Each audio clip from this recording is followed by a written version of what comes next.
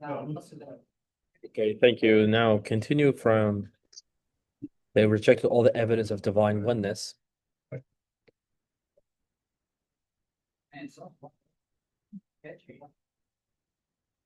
Are you available to read? Yes, teacher. Go ahead. Uh, So you can read from the beginning. As for the As As for the members of the second group, those sinful and wicked ones, when they entered the palace of this world at the age of discretion, they rejected all the evidence of divine oneness and were ungrateful for all bounties. So they insulted all creatures by accusing them of being worthless and rejected and denied the divine name's manifestations. In sum, the committed an infinite crime in a short time and deserved eternal punishment. you continue. Given this, Given this, our duty is not restricted to living an aged life according to the requisites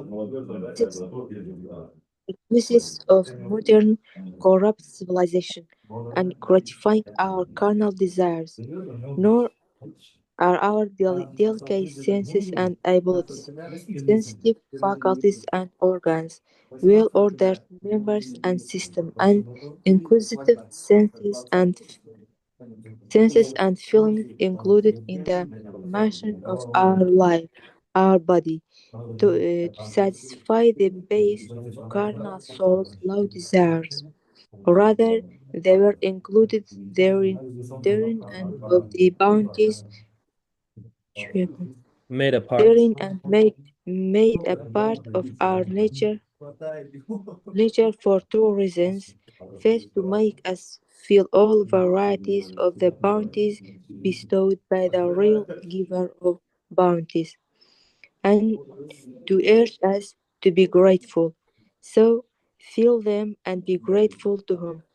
Second, to make known and urge us to experience all manifestations of each divine sacred name seen in the universe. So experience and know them and believe if we can realize these aims, we can gain human perfection and become true human beings. So it's very beautiful. He's capturing how our life is not about gratifying our desires. Like people are living by desires. They feel like they want to transition into another gender. They feel like they want to hate another person. They feel like this is the right thing. They feel like temptation is not wrong. Can you believe that? I was listening to a modern um desire-driven soul that believe that the temptations or the sins are okay. Just feeling, you have to feel it. If you actually feel strong about it, you have to actualize it. You have to find the means and ways in order to actualize it. This is, in a nutshell, the danger of the modern world that focuses a lot on the human ego, human nafs, that never resists it. Resisting it is seen as suppression. Resisting it is seen as subjugation to some unknown force that we should dispense with. And it says we're here for two reasons. We're giving lots of things. First, to make us feel and experience the varieties of God's blessings, and second is to experience. It doesn't say to theoretically believe. He says to experience with all the faculties the manifestations of divine sacred names seen in the universe. So he says experience and then know them and then believe. So the belief here is not coming from blindly following some written things on a pamphlet. مثل نعمل كيك كمال بابت نسبة درباري أين بلي تاو من من خنده تو من إيمان داری که زور به هزمو باور داری دکم زوزو بتو نخیر زوزو لو قبل ترى أم بابت كم باسكا هلا أكيد بتواني أمانة تحقيقي بكيت تو أتواني بيتا true humanic. Okay. Read these highlighted points, or let me read them. So since we have 6 minutes, real quick, okay? The first, he's saying, he's talking about the aims The aims of your life can be summed up in the following 9 matters. The purpose for human existence. First, it is weighing on the scales of your body, senses, and bounties, stored in divine mercies, treasures, and offering universal thanks. Second, it is opening with the keys of all instruments placed in your nature, the instruments of the heart, the faculties of the heart and human reason, and to open all of these keys in order to unlock the treasures of the divine sacred names and recognizing the all holy one through those names. The third is consciously showing through your life before all creation in this place of exhibition the amazing arts that the divine names have attached to you and their subtle manifestations in your being. So you basically represent God's names and attributes. It's a huge task. The fourth is proclaiming your worship and servanthood to the court of your Lord, Creator's lordship, verbally and through the tongue of your disposition. So verbally, you worship God, and through your state, your lifestyle is an act of worship.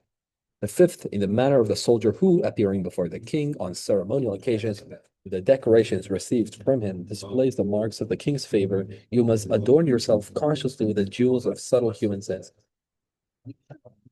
and faculties embedded in your being through the divine name's manifestations and present yourself before the eternal witness. God is the eternal witness. He witnesses your acts and faculties that is given you. So you are going to adorn and decorate your being with these jewels and treasures and diamonds that are human senses and faculties.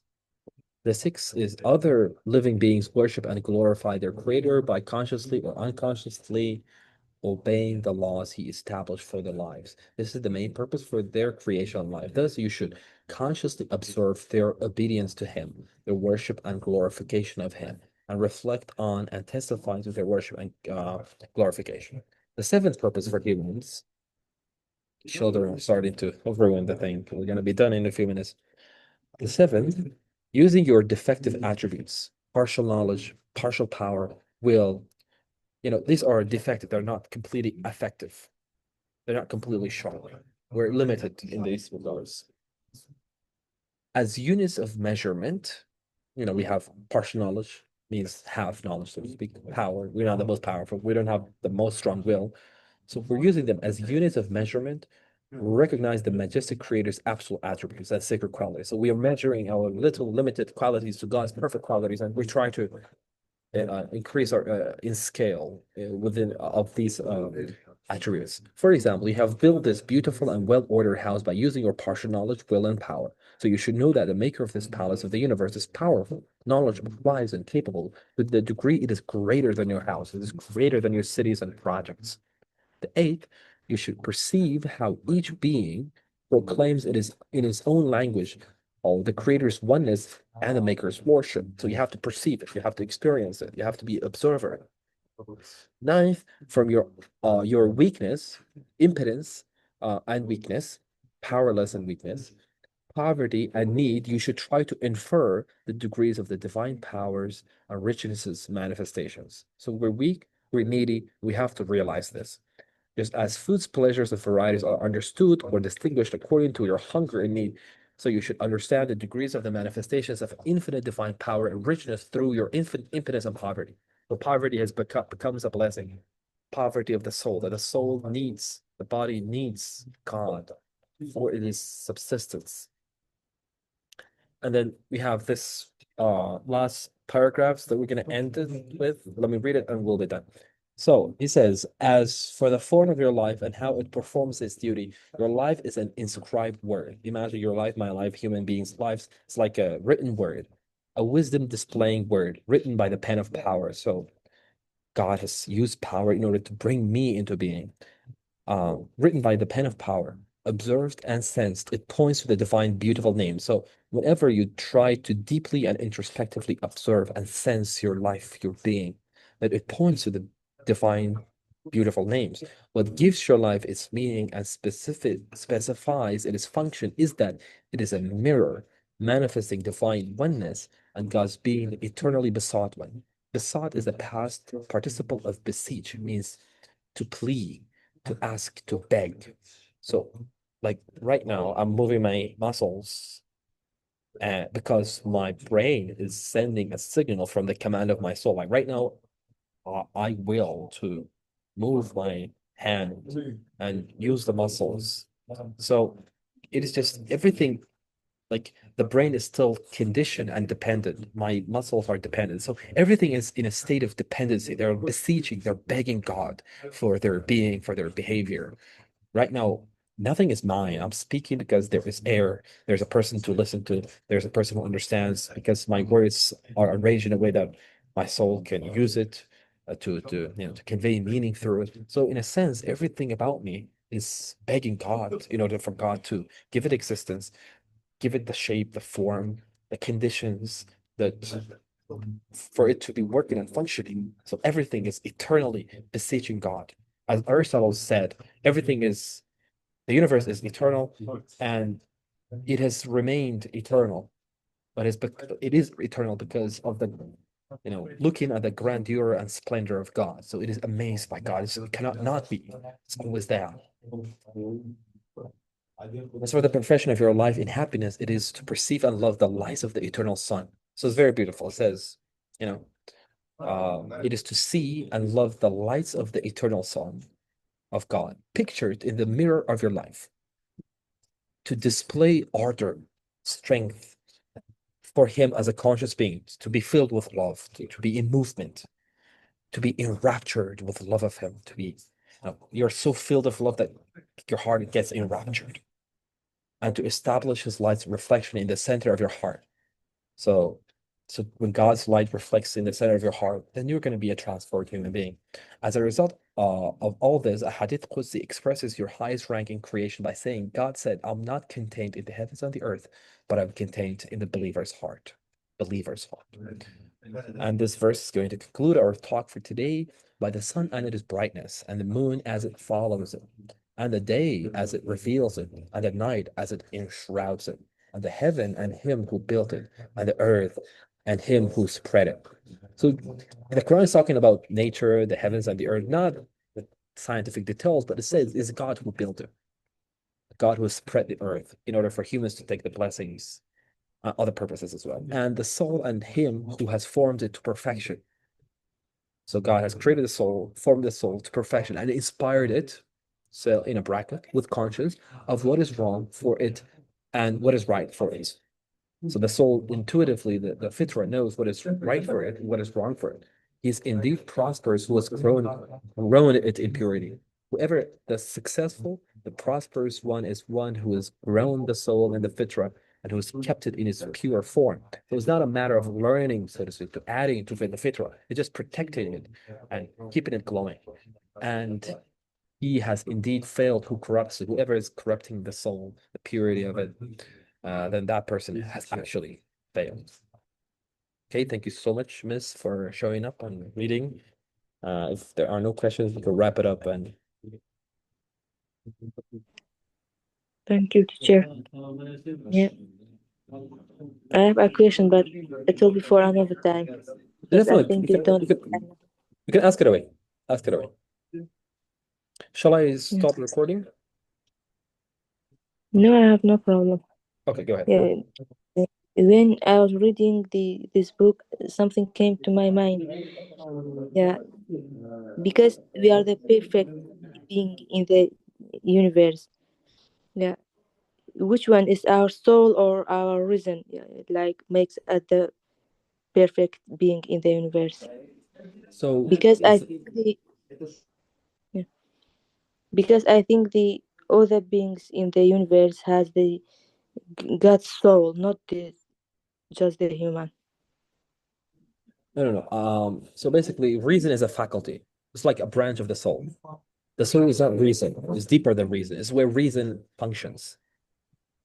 So the soul is clearly different than reasoning. Okay. And Yeah. the soul, is like a yardstick. It's there to measure, but it's deeper, way deeper than pure mathematical, outward-based reasoning. Reasoning happens within the soul.